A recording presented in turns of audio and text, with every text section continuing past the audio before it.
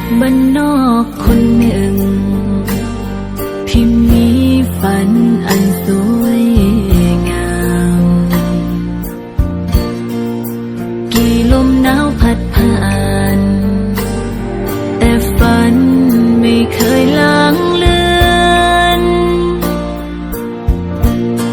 ฝันอยากจะยืนร้องเพลงเป็นนักร้องดังให้ดังก้องฟ้าด้วยแรงแห่งศรัทธาเด็กบ้านนาจะไปคว้าดาวตั้งความหวังแน่วแน่ด้วยใจที่มั่นคง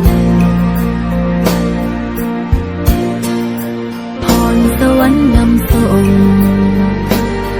จับไม้ประกวดร้องเพลง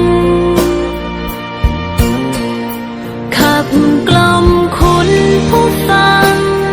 ให้ดังก้องฟ้าขับกล่อมเทวดา